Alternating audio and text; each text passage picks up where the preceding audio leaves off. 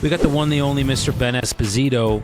Ben is one of the top agents up in the Massachusetts market. Like for the vast majority of my career, really up until maybe 4 years ago, as a sole agent, the idea of a team never really interested me a whole lot. If you continue to work on the person that you are, whether it's in the business context or whether it's in the physical context or whether it's in spiritual, relationship, emotional, mental, I believe that opportunity will present itself and you'll be ready for it when you're ready for it.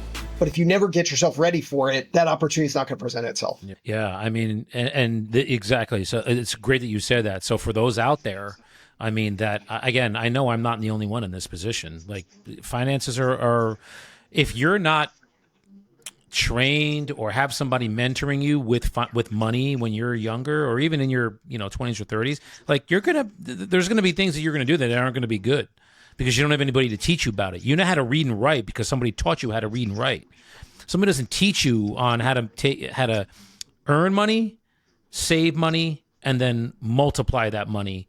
If you don't have anybody teaching you how to do that, I can't be the only one that we're making these bad decisions. So, yeah, I appreciate you saying that. It's been an interesting journey, and yeah, I'll learn until I'm not on this planet any longer. But it's work. It is definitely work, and I will say that is true. Like only over these last few couple years have I really been like open to wanting some companionship and somebody like that, and I'm blessed and grateful that it came.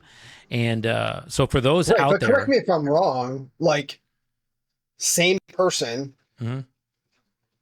4 years ago, this relationship I don't think exists. We knew each other for 10 years, and we were never like the cosmos never went like that for us ever. They did now because we were both ready for it. But yeah, so from that perspective, yes. And then for those watching out there, yeah, I mean, I would highly recommend trying to get Ben mentioned it, guys. Like proximity is so important. It's power, man. When you get around people that are operating at a high level, mentally, physically, emotionally, spiritually, and financially. I mean, that's all five. You're getting around these people on a daily and weekly basis. There's nowhere for you to go but up. And, again, you're a good example of that just from a business perspective. And, like, how did you end up meeting your wife? How did you and your wife end up meeting? Like, what's that story? Uh-oh. So, because I don't know. I have no idea. Yeah, no, we met online. But this was...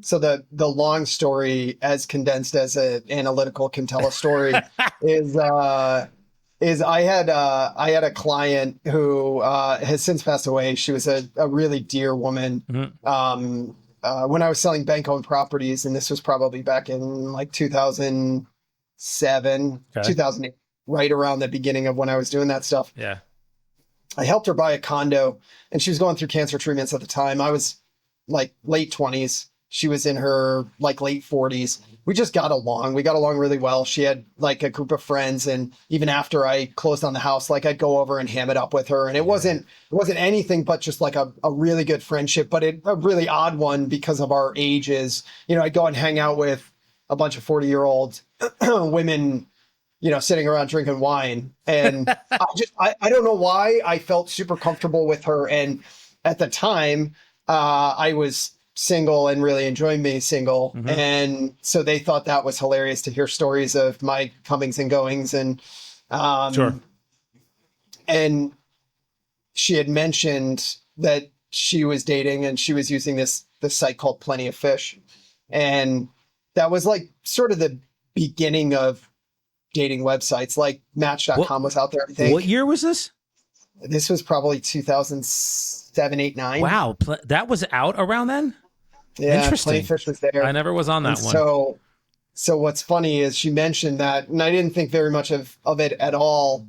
Yeah. And then about a year and a half later, I was sort of done with the bar scene and I worked so much at that point that I didn't, like when I went out, I would get drunk. And then like, again, I would drink to sort of dull the concern about not really living in alignment with who I am or Yeah. being the person that I wanted to be, which is why I since quit drinking 6 years ago. But I got to that point and I was just like, you know what, I'll try it. And Kathy's website popped into my brain. I logged on. Colleen was the second person I started talking with, the first person I went out on a date with, and 18 months later we were married. Wow, Yeah. man, that's so interesting. And Colleen, to wrap back around, Colleen, my wife, Yeah. is very much one of those people that is unconcerned about what people think of her. Huh, so you got the opposite of you. And she's also very definitive. You know, we met and she was like, yeah, we're going to get married. And I was like, okay, you know, like I'm good. If Yeah. you're good with it, let's Yeah. do it, you know? And, but she's always been very direct and very, definitive, which is fun for me too. Sure. But yeah, so that's sort of the long story as short as possible. Wow. Yeah. Interesting. Yeah. I mean, because I know you have I know you have a family now and kids, and you're doing the whole thing up there. A couple of girls, one of which is at the office today. Belle, come here. Oh, nice. She has parent-teacher conferences yesterday and today. Got it. And so she's hanging out in the office with me. Yeah. She loves to be here. Come show them your hat. Oh, let me see the hat. What do we got going on? But she represents the brand. Look at this hat. Aha! That is We got all so. that stuff. Guys, this is awesome. Look at her. She's adorable too. Jeez. Yeah, she's okay. Yeah. You see her face now. But that's one of the beauties of this thing too, right? I was just gonna say it. you know, Go ahead. My wife is doing some work with her mom. She's an author, and so she wrote a couple of children's books that have been published, and so she's up working with my mother-in-law right now. Nice. And so yeah, Belle's just hanging out at the office and sort of getting exposure to everything, just very similarly to how I did when I was a kid, and you know, my mom was selling real estate, and I would just hang out in the real estate office. So Yeah. you know, again, proximity, exposure, that sort of thing. And I was going to say, like, guys, Ben's at a place now where he can just have his kids come to school, come to the office. Not a big deal. He's going to still do his work. He gets to see his kids. And this is all like the payoff from doing the same thing every day. You get up, you do your, you. All right, so let's get into that. But I'm not even going to attempt to know your routine. Give me your morning routine from when you get up. This is a super successful agent who has his own brokerage, who is doing 70 deals a year, and he's not cold calling. What is your daily morning and during the day regimen? Yeah, I got a pretty good life, bro. So do you want to hear that, or do you want to hear the routine that built the business? Let's talk about that. And maybe both is good perspective for folks out there to understand that if you put in the work and the discipline, then you can sort of have the flexibility. Yes. I think what hasn't significantly changed right now is that this business, if you want to do it at a very high level, is all consuming. So I still work weekends. I still take calls at night. I'm still dealing with sort of being a therapist for my clients and motivating people and all that kind of stuff.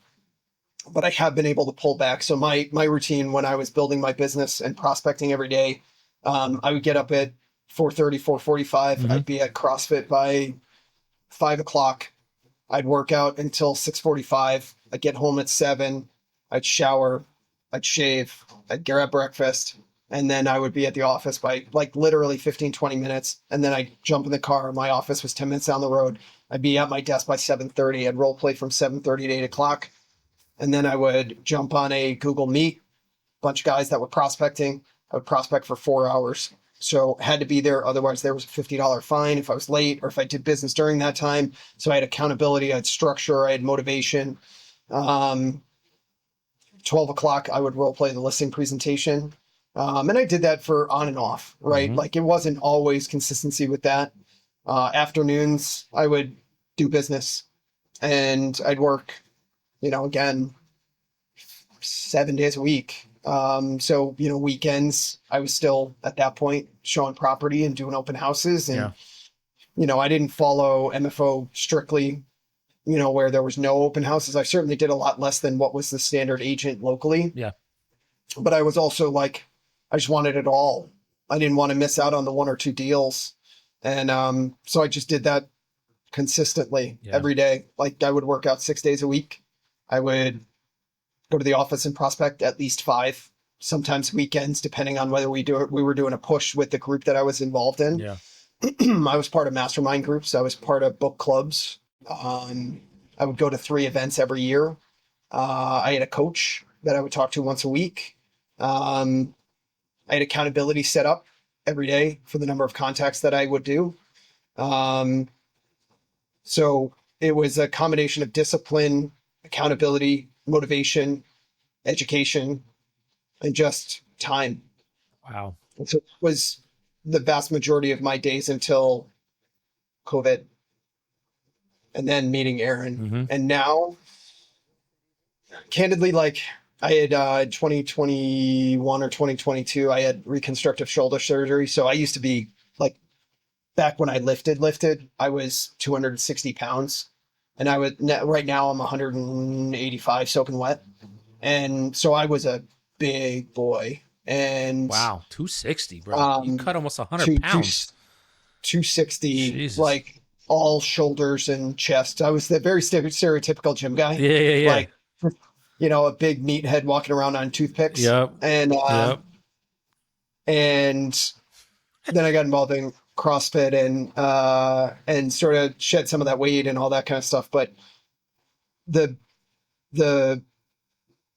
what I put my body through to work out to avoid dealing with what was going on inside, I've always had healthier habits. I've used work and I've used fitness as an outlet to not deal with what's going on inside. Yes.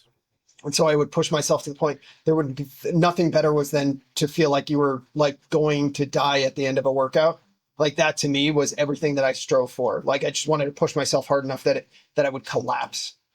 And so I forget where I was going with that, but we were talking about what you do now versus. Yeah. So now, honestly, after the shoulder surgery, which I had to get both labrums reattached, a torn bicep muscle, I had to do stem cell replacement therapy for cartilage because I had no cartilage left. Wow. And again, I just ignored the issue for years and years and years. I knew it was a problem, but I just ignored it. Yeah. So once I did that, I sort of took a step back and looked at longevity for working out. And right now I work out 3, maybe 4 times a week. Mm-hmm. But sometimes that workout looks like working in my garden for 3-4 hours on a Saturday and not having to go to the gym and lift weights and then go outside. I just look at that like I'm spending time outside. I'm working with my hands. I'm moving stuff around. Like that's fitness to me. Yep. And a lot more of banded work and rolling out. So 3 or 4 days a week, I'll get up early before 5. I'll do a workout. I'll sauna a couple of days a week, 3-4 days a week. And then, I help out with the kids. I like to spend some time with them in the morning. Okay. They leave the house about 8 o'clock. So I'll usually come to the office sometime between 8 and 9 o'clock. And then, I work every day, obviously. But it's a lot of different stuff I'm doing, working with the team. I'm handling the business that I have. I do a lot of education. So I'm on, 5 mastermind groups every week. Wow. I spend 2 hours on Mondays on mastermind group. I have my coaching call and another mastermind group I host on Tuesday. On Wednesday, I host one in the morning. And then I'm on Freedom Builders in the afternoon. Yep. Thursday and Friday are not as heavy, but, I'm doing 6 hours of calls every week. And then I have training sessions with my staff. I have to do the business. And so it's a more of a scattered tasks. Yeah. But, revolves around sort of more enjoyable things, learning more. And I've recognized that I can't work 50, 60, 70 hours a week and grow as a person or as a leader or as a father. Like I just can't, I need time to think and process and evaluate. Mm-hmm. And if I'm working 70 hours a week, there is no time. So like, it's a very conscious decision right now to try to slow down enough that I can really put all of the pieces into place Yeah. to continue to move forward towards, getting to the point where I can do that more full time. Yeah. So guys, listen, from what I'm taking out of what Ben's saying, it's possible to earn a high amount of money in real estate with diligent work, consistent work, having a disciplined schedule, following that schedule every day, and doing it for a decent amount of time. You will build the business then to get to the point where he's at now, which is, hey, I can take my foot off the gas a bit and still do 60 deals, 70 deals a year and spend 7 time. years. How much? I think if you put 5 to 7 years of consistent effort in There you go. on a daily basis and not ride that roller coaster of effort and then pull off and then effort and then pull off. Yeah. I have plenty of friends at MFO that just are religious in doing that. They push for 6 to 9 months and then they just back off, and then they push for 6 or 9 months. And it's like, Are they burning out? Is it burnout? I think it's part burnout. I think it's part, they just haven't faced and did the work that they need to mentally and emotionally. Yeah. Because they're using the work as a Yeah. and they're using money as an idol. They're using work as an excuse. They're not in alignment. Mm-hmm. And I think that over time really is hard to maintain consistency when that's the motivation behind it. I used to have clients ask me all the time, how come you don't have how come you're not married? How come you don't have kids? I'm like, oh, I work a lot. I'm married to my work. That was my response to them. I'm married to my work. That was their response to you. Yeah. Yep. So like that was, again, the story that you tell yourself and the justification behind it. And again, I think that's you talked earlier about sort of finding a coach or a mentor or somebody that you follow that sort of will help you build your business and sort of be more responsible financially. Yes. And I do think that's a large component of sort of setting yourself up for success. Yeah. Whether it's multiple people, and sometimes it needs to be, sometimes the person who's going to really help you expand in business is also not the person that's going to be able to help you spiritually and emotionally. Yes. But I think as a development, if you can find the person that does both of those, I mean, that's a jackpot, right? Yeah. But if you align yourself with a couple of different people that are keeping an eye on everything, your fitness. I have a body coach who used to work at TB12, Tom Brady's outfit. I read the book. Since they closed down their treatment, but I see him once a week. He charges $225 an hour, but I see him every Wednesday morning at 7 a.m. Wow. And it's because I need, in order to do the work that I do on a consistent basis, I need my body to work for me. Mm-hmm. And I can't be fighting it every single week. Yes. So it's a lot of money, and then you add my wife goes every other week or once a month. And then, I inevitably send people just because I'm like, you need to go see this guy. He's a miracle worker. Yep. Right. But now I walk around and my neck doesn't hurt. My back doesn't hurt. My shoulder's fine. Like, he keeps me right on track. So I've got somebody for that. I've got Aaron for business and spiritual coaching, right? We're part of a mastermind group, religious study. I have aligned with people in almost every aspect of my life to help with that stuff. So, just find the people that you're inspired by, and don't be afraid to switch. If it's not right, don't waste time just because you're successful. If it doesn't feel right, you've got to keep searching for the group or proximity to the people that feels right. Yes, it's true. I mean, listen, yeah. I mean, I was blessed to have a spiritual mentor from my late 20s all the way up till I met Erin. It literally was like you talk about hanging out with women that were older than you and drinking wine. Like, she's 90 now. So is that right? Yeah, she's 90. Wait, how did you meet? Like, under what context did you meet her originally? She was a family friend and gave me my first car when I was 17 but I didn't really know Okay. her. Like my mother just said, "Hey, Jeannie's giving you a car." I was like, "Awesome, I have a car." And then I didn't talk to her again for 12 years. I didn't talk to her until I was like 29 or 30. No, 28 or 29. I had some personal stuff going on, and it just was like my mother said, talk to her. She may be able to help you. She has a spiritual perspective on things. And Yeah. I talked to her for about 10 minutes and was like, I need to have her around. So then we just started working together, and I used to go up to her house every weekend, and I'd go on like a Friday and come home on a Sunday. And she would just like Yeah. pour this knowledge into me and really just like broke me down and built me back up to, the person I am today. So she was very responsible for a lot of that. And my family was one, she was one, and Aaron is the other Yeah. for people. So yeah, it's however you find them, guys. They're out there. It's just are you open to it? Because you have to have an openness and a willingness. Willingness is if you're not open to it, they're not going to come.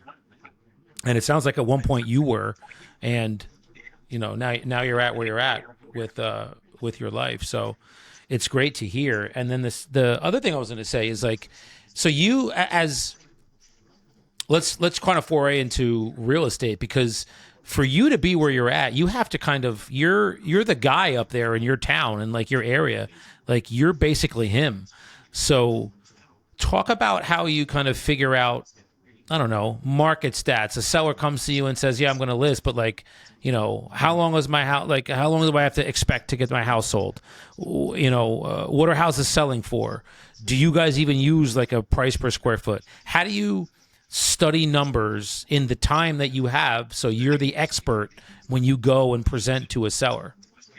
Now that I'm working with, I have a couple of listing agents and I have a buyer's agent on my team now. And when I talk to them and start coaching them and talking to them about listing presentations and going out on listing presentations, I certainly have a canned presentation, Yeah, but so do I. it's not sort of defined. Like for a lot of years, I used Mike Ferry's script, one of three things will happen. You'll have the opportunity to list your home with me, right? Yes. Like I did the scripts. I knew them back and forth. I did objection handlers. What I think is, again, with time and intention, I now just go out and have a conversation with folks. Yeah. So the vast majority of my business is sort of very centralized within the greater Mansfield area. I think last year I had an 11% market share in my hometown. Wow. So I sold, 11% of the properties here in Mansfield. So Guys, I think that's a high number. In case you're wondering, that's a really high number. yeah. I mean, granted, we probably only sell in my hometown. There's probably 200 sales. Mm-hmm. And so that's 400 sides. Yeah. So it's It's a good number. but I also have, I have an office right downtown Mansfield. I live in the town. I've sold hundreds of homes in this town. I know every street. So like you pull up an address, tell me the style and the condition. I probably don't need to do a whole lot of work to figure out what it's gonna sell for. Yeah. And also because of the volume of business that I do within the town, I know what buyers are out there. I've reviewed between this 55 or 60 houses that we sold or pended. Mm-hmm. I've seen 250 to 300 offers. Wow. I know which buyers are that haven't been satisfied in the town yet. I know how their agents are, so Yeah. you get a lot of it is sort of, information over time, education over time, experience over time. All of those things kind of collaborate to make it much more of a conversation. Mm-hmm. And I'm also like, I used to say that I was detached from the outcome, but I really wasn't. It was just a fun thing to say. Yeah. Now I really am.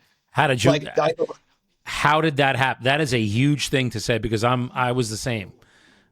What was your mental map of really truly pulling the plug out of the wall and detaching from what happens? It's only been, again, only been the past couple of years and even the last 12 to 18 months. Okay. And I think I think that perspective came with all the work that I've done on sort of all aspects of life, right? Business and personal. And I think that I've had evidence to show me that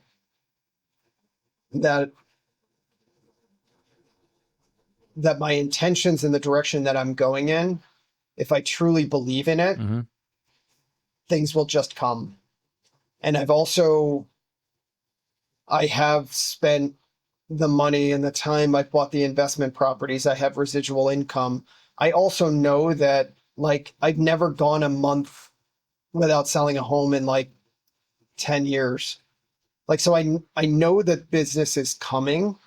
And as long as I am intentional about telling my clients the truth and not sort of telling them what I'm not going to do realistically, if I'm honest with them and I'm transparent, then the people who want to do business with me are going to do business with me. And the people who don't, that's okay too. Yeah. And I've lost 10, 12 listings this year, and they've worked with other people, and that's okay with me. When before it wasn't. Yeah, it would have beat me up a lot more before. Like I would have overanalyzed, like, why did they not go with me? You're an analytical, what did I do wrong? All of that kind of stuff. And now there are certain times where I don't get a listing and I'm like, thank God. Thank God. Yeah. And even like I've got a listing around the corner that we put on the market this week. It's a beautiful antique colonial. It's from 1900 and it's period specific, and it's gorgeous. And, the sellers reached out and, in their original email that they sent to me were just like, it was like, how much do you charge? And I kind of chuckled and I gave him a call and I was like, listen, we'll work something out. I promise you. Yeah. And I went out and I walked through the house, and it's just one of those. I've sold so many like Razor Ranches and center entrance colonials and all that kind of stuff that it's just like, it's boring. But like a house like this, I've spent hours. Like I tried to convince my wife to buy it, not to move from my current home, but maybe down the road. Yeah. Now it didn't make sense to do that, but I literally got done with the walk around and I just had a great conversation, talked to the couple about their life and about how they love the property, and told them my experience. I grew up in a Victorian home in Willimantic, Connecticut. And so I've always had sort of a soft spot and a real passion for, older homes. And I literally, it got to the commission question. I was like, normally I charge 3% on the listing side, and we offer compensation of 2 to 3% on the buyer side. I said, but I don't really care. Like, you tell me what you want to pay me. Like, even if you don't pay me, I still want to work on this house because I think it's just such a cool experience. And they were like, oh yeah, that's great. And so, I was like, they were going to interview another agent, and I was like, that's fine. And they did. And then they called me back. And so we sat down, we started signing listing, and I was like, so what are you comfortable paying? And they go, charge us whatever you normally charge. And but that's sort of, again, I'm detached from the outcome. I'm detached from the income. I'm, and that goes for my staff too, like my team. Like, I want to be able to give splits that don't make sense. I want to be able to pay my staff what doesn't make sense. Like, my goal is now to provide more opportunity to the people that are in proximity with me. I want to give more value than I get in return, because I've gotten more in return than I've given in the past. And so it's just, that's the driving and sort of, that's the motivation behind this part of my life. Wow. So, and that's powerful stuff, man. I mean, to just say to them, like, yeah, what do you want to try? And they're like, that's truly being detached from the outcome. So what advice, well, here's a great question that you can offer to others. What advice would you give to an agent who says, well, I want to be the master or the expert in my town or this town? What would you say to them to get them started on being the guy or the girl or the woman of that town? Yeah, so I guess the question is, like, because there's a lot of ways to skin a cat in real estate, right? Like, you can do the probate thing, you can do expired listings, you can do marketing, you can buy leads, but generally that's a much larger geographic region than sort of what I've chosen to do, which is the vast majority of 50% of business is from sort of the center of the town that I live in. So let's say And then Mansfield. it's like Say a Mansfield. close proximity. Yeah, close proximity is where all the rest of the business is. Yeah. I don't drive much than 20 minutes. So someone wants to be an expert like you are in Mansfield. How do they do that? Yeah. Call every house in the town multiple times. There it is. And then provide outstanding customer service. And then once the business comes in, sponsor the sports teams. So like, let's get into that. So okay, excellent customer service. What does that entail for you? Because it's like we always say, like everybody gives great I could say like I'm giving great customer service. What does that mean to you? And then you just mentioned sponsoring sports teams. So let's get into all of that you do in your town. Yeah, so I think it's important if people are listening to this and they haven't developed the business yet, you have to develop the business. You have to get the business. Like there's not a whole lot of value. Like potentially you could pick up some business if you sponsor some sports teams or do some advertising in town or get an office in a downtown location. Like you can do that, right? But the reality is that compounds much better if you already have the business. All of the money that I spend on the town or on this office, all of that is compounded and has a multiple return on my investment because of the business that I've already created. So to start, you can door knock or call every house in the town. I spent, of those 7 years, as I mentioned, just listed, just sold, and neighborhood calls were my go-to. So I would have a conversation with somebody who was just talkative in a neighborhood in my hometown. And I'd spend a half an hour talking to this woman who wasn't going to buy, wasn't going to sell, didn't know anybody at the time, but she was friendly. Yeah. And I sold in the neighborhood. So then I'd call her every time I listed or sold a house. And then over time, all of a sudden my database went from 200 people to 500 people to 1,000 people to 1,800 people to 2,500 people. And you add those people, you don't add somebody who's going to be an hour away who really has a hard time referring you. But if you live in a town like Mansfield and there's 400 sides that happen, and you know that there's going to be turnover in a specific neighborhood, call the neighborhood. Like I would, in lesser extent, I would door knock. Sorry, the screen just glitched, but to a lesser extent, I would door knock. I didn't do a lot of that, but I would hammer the phones. I called everybody that had a home telephone number or a cell phone number in Mansfield for years. Wow. I probably called everybody like 6-8 times. In the neighborhood that I did a lot of business, I would call them 2 or 3 times a year, even if they weren't in my database. And so the name recognition came up. So I'd list a house in a neighborhood and everybody would already know who I was because I've talked to them a number of times. And that starts to compound. But what I wasn't good at the time, which will lead us to the customer service. I don't know if you've heard me tell the story, but there was a client who had referred me to one of his friends. Okay.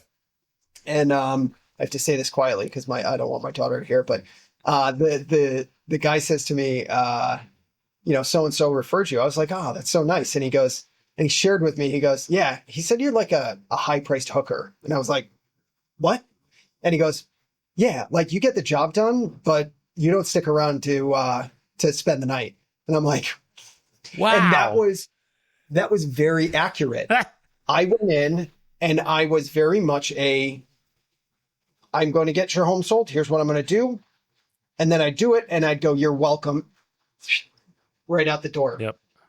Because I didn't have time for it. I didn't find any value in creating the relationships with people. And that was sort of not in alignment with who I was, but it was in alignment with the coaching and the advice that I was given. Yes. So at a certain point in my career, I had to develop that business over and over again because I wasn't getting the residual business from the business that I've already done. And so I made a conscious effort to increase customer service. And what does that look like? So I have a full-time listing manager on staff. And so she does, we pay for a staging consultant to come out to the house.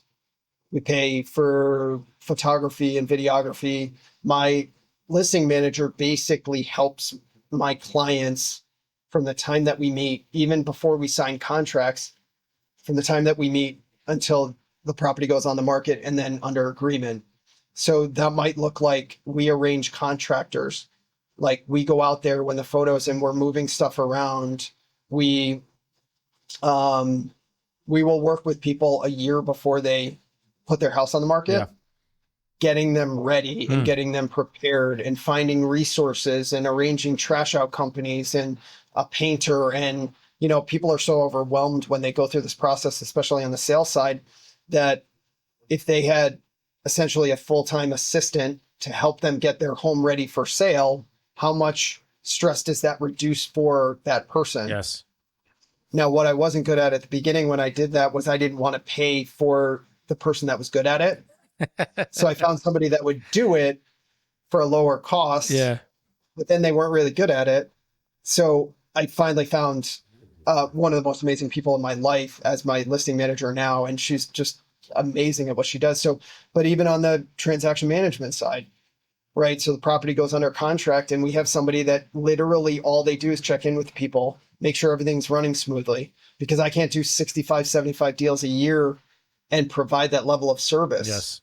So it's if you're at a certain point, if you're making enough money, you need to spend the money to support your clients, whether that's a couple $100, $300, $400, $500 for staging, or professional photography where you're not cutting corners and not doing drone or not doing floor plan because it costs an extra $150. Like, spend the $500 or $600 and get everything done. Print the brochures. I don't even have any right here, but our brochures that we put out to match the quality of the houses that we put on the market, we're spending $2 or $3 a piece on our brochures that we give away. Now, is it painful when I host an open house and a family walks in with 7 people and they grab 7 brochures, and I'm like, well, it's $20 worth of brochures right there, right? But no, I mean, again, it's just, and then, within the town that we work, I have a banner at every sports field. So like, baseball sponsorships. I mean, it's a banner at every field, $1,200. Football field, the soccer field, like I did a sponsorship this year with Little League Baseball, because Fenway, the Red Sox used to do this thing where if you hit David Ortiz's face or something like that in the outfield, it was a small sign, a local furniture distributor used to give you free furniture if you bought it. And then they did that. So what I did was I put my face up on the, at the home run fence. Yeah. And if you hit the sign, I'll buy everybody on the team ice cream at the little ice cream stand. No way. Right. So then people are taking videos of like the kids trying to hit the sign in the game, but it's just fun. It's interactive. It's, yes. It's part of the community. Like, we're right downtown in Mansfield. So, the parades go by our office. We have a family fun night that happens, and I spend thousands of dollars on face painters and giveaways, and we have promotional items, like this is an older version, but we buy Yetis by the case with our logo on them, and we give them away to people. And what people have started to do is they'll take a picture with it, like on vacation. And we have a whole folder on our Instagram page of like, find the Yeti, right? Bora Bora cool. And like China and all these things. So, then it just becomes interactive. You become a part of the community where people call you for advice and guidance and referring people and connecting people. And, my kids joke and my wife jokes, and there's a lot of people that joke about me being the mayor of Mansfield, but that's sort of like I'm actively invested in the place that I'm doing business. And I've said this before on other podcasts, but like I feel a real debt. I feel almost indebted, not indebted in a bad way, and perhaps that's not the right word, but like I feel a real responsibility to continue to provide for the community that's provided for me. Yeah. I mean, I've made a lot of money because of the trust of other people within my community to hire me to do a job. And now I have done that job, what I believe to be at the best of my ability at the time that I did the job. But the bottom line is, without the community supporting my business, I wouldn't be in the position that I am now. And so I feel a responsibility to continue to provide for the community that's provided for me. Yeah. And I think that that's the magic. If you're hardworking and you're intentional and you look at it, not from how much money can I keep, but how much can I possibly spend to make the experience of the client that much better? if that is your intention and you're hardworking, the business will just be there. Sky's the limit. Yeah. Yeah. Yeah. That's powerful, man. Yeah. So, and we'll wrap this up quick. Because I know we're going on almost 2 hours. So for the agent that, let's say they're coming out, let's say they're doing 10 deals a year, 15 deals a year, and they can't afford to hire a TM and hire an LM and an assistant and all those people in the back office that help. What would your advice? Let's say that they're just, hey man, I'm doing 10 deals and I want to go from 10 to 25, and then I want to go from 25 to 50. But they still want to really kind of figure out, how do I be that person? Do you have any advice for them as far as what they could do? Maybe like 2 or 3 things that they can do right now that will pay dividends for them down the road if they keep doing it. Because it sounds like, brother, you're like the mayor of Mansfield, man. You got it there. I think it's difficult to put out generalities when it comes to, what people should do. Okay. And the reason that I say that is because I've had the wonderful opportunity to sort of have an impact on a lot of agents and their development. Yeah. And I think that everyone is a little bit different in how they, what their strengths and what their weaknesses are and what they're willing to do and what circumstances will allow them to do. I work with a lot of, women who are, the primary caregiver for a couple of kids. And there's a way to help people along with that are in that circumstance or in that, that's the reality of their situation. Yeah. And then there's younger kids who just don't have any responsibilities, and that's a sort of different thing too. My initial reaction is to what we've talked about, is to find a coach or a mentor or get in proximity with people who will tell you the hard truths and sort of challenge you on things and inspire you to stay connected. And I think that that's a lot of what has been lost with the transition of real estate offices 30, 40, 50 years ago, where the broker was that person on a small scale to the individuals that were within the office. Yeah. And because of the way that real estate has progressed and real estate agency has progressed, we've gotten far away from that direct contact with the person in the office or in the area. And both of us had to go to a national coaching organization to get it, which you can certainly do. Yeah. But I think getting proximity to people is the number one thing. Like I would say, if somebody's doing like 8, 10 deals and they've been in the business for a couple of years, if there is a top producer in your marketplace, I don't care what split they offer you, just go work for somebody who's really, really successful. So like consider that. A lot of people, they want to get into the business and they're doing 10 deals and they might make $100,000 a year or something like that. And they're like, well, I don't want to give this guy 40% of, my business on a split. Yeah. And I'm like, that's so short-sighted. First of all, number one, because like a guy like me, I have 30, 35% in expenses to run my business. So like, I don't even get 100%. I don't get 99, 95% of my commissions. Yeah. Like I get 70 yeah. And you want 85? You fucking kidding? but get proximity to somebody. Go to somebody I like very rarely, there's a guy that's sitting out in my office right now that I told no to working on my team multiple times. And a week ago, this past Monday, he started for me, but he was that consistent and motivated, and he didn't take no for an answer. And it was like 18 months. Wow. And so, but that was the first time in my career that somebody came up to me and said, I want to work for you. But if somebody came to me and they were doing 8 to 10 deals a year and they wanted to learn exactly what I would teach, I would literally pour into them. And I think that there's a lot of good agents that want to do that. Yeah. I think if you're in an environment like we are at EXP, and a lot of virtual brokerages, like I think they're all very similar. I think that, ours is the best opportunity, but there's a lot of virtual brokerages where there's incentive for the people that attract you to the company to provide a lot of value.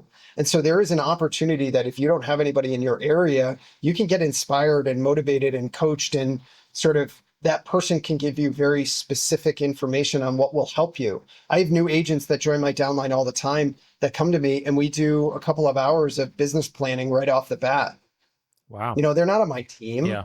I had an agent call me this morning that's newer in the business, that's in the downline. She just started with us, but she needs answers to questions. Now she's getting proximity and access to somebody who, like, otherwise would just, outside of me just being a good person, which I probably still do if somebody randomly called me about it. But like the vast majority of people are like, there's no incentive for them to provide value to younger agents. Yep. And so a coaching organization, proximity to good agents, go join a really good team.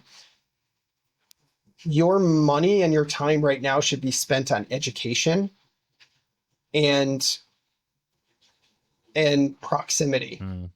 Shouldn't be spending your money on leads. You shouldn't be spending your time on just doing what everybody else in your marketplace is doing.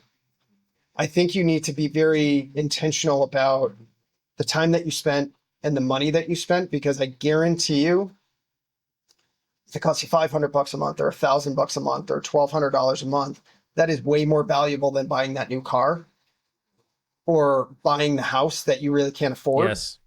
Putting yourself in a position where you have to make $100,000 now. Yes.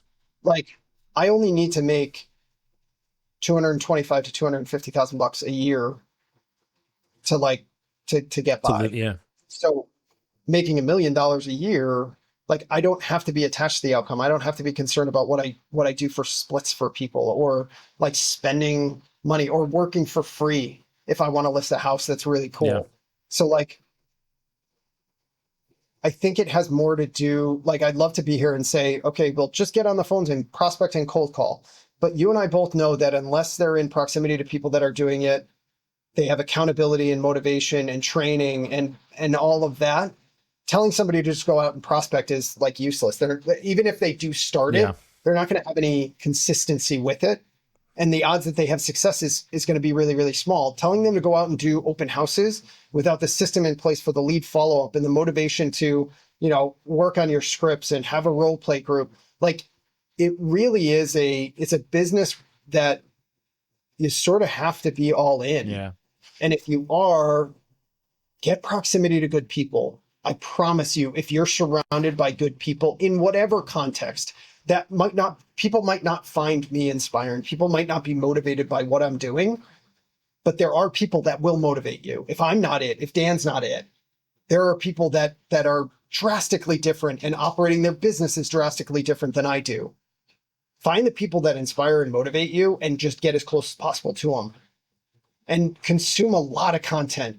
If this is sort of working for you, there's an endless library of content that can inspire you online.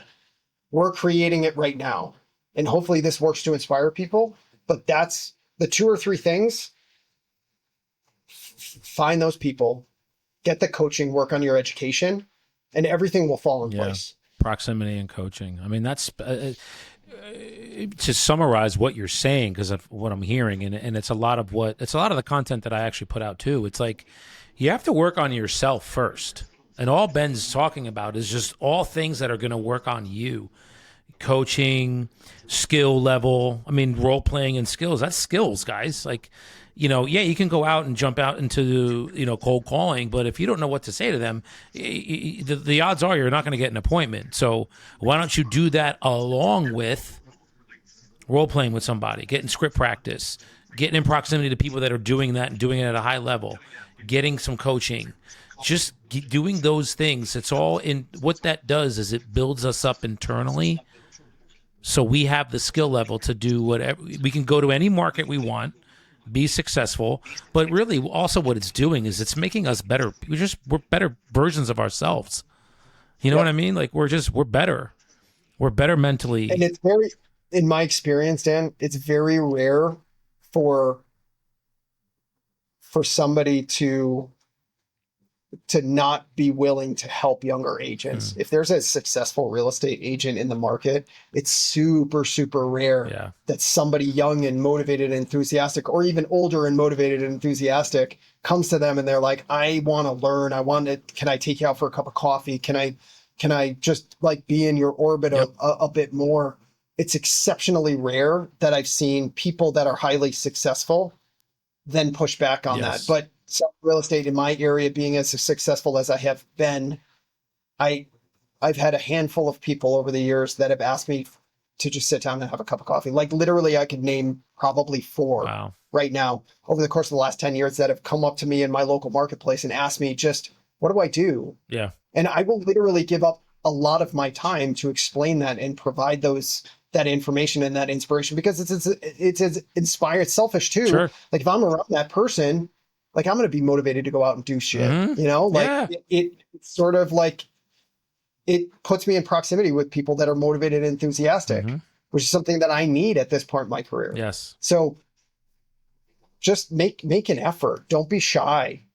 Don't be fearful, you know, lean into whatever it is that's uncomfortable. If you figure out whatever the most uncomfortable thing that you don't want to do in business and you do that, it's probably what you should be spending your time on. That's so true, man. And that goes personally too. I was avoiding, like, to put it back on, you know, I was avoiding this for years and years and years. And then it just finally like came out. It's going to come out. But for business as well, guys, like, yeah, like if the thing that scares you most is picking up a phone and calling somebody and having them tell you to go fuck off when you call, like, then you should do that. That is the first thing you should do. Get some skills and role play and understand what to say, but pick up a phone. So yeah, what Ben's saying is powerful stuff. So all right. I think we've covered a lot of subjects here. This was awesome. I mean, I could sit here and, you know, fucking talk to you for hours. But that's right. That's what, when you were like, it might run 2 hours. I was like, it's gonna run 2 hours. It's only. I love it, brother. So, all right, let's. How do we get in touch with you? You're just a powerful person up in the Mansfield area. How does somebody want to contact you if they want to get more information or just have a conversation with you? Yeah, I mean, if they want to just sit back, pray. I mean, I will speak to them anytime they. No, I'm joking. You can, what's my Instagram is Esposito Realty Group. You can Google it, just Ben Esposito or Esposito Realty Group. It'll have all the information. It's not hard to find me on, online these days. So yeah, follow along. Again, you know, my intention is to provide a lot more of this in the future. And, so we're going to grow a great community and just, again, increase the amount of great people we have surrounding. Yes. And guys, like, I'm going to be bringing really powerful, successful agents and brokers on to just literally just pick their brain, man. And let's see where the conversation goes. This went into we talked some real estate. We didn't really get into numbers and stats, which we will do. Maybe when the next time I have Ben on, we'll talk about that. But it went in a more personal direction, which is fine too, man. Like life is fleeting, life is fluid. And this conversation just was, I really enjoyed it. I enjoyed talking with Ben. I've known Ben for a good bit. So this was awesome, brother, to just kind of get a little deep dive into the world of Mr. Ben Esposito. So I appreciate you very much, brother. Yeah, right back at you, man. Great spending some time, and we'll do this again soon. Absolutely. All right, man. All right, so guys, we got a special guest with us today. We got the one, the only Mr. Ben Esposito. Ben is one of the top agents up in the Massachusetts market. He was kind enough to come and share some of his insight,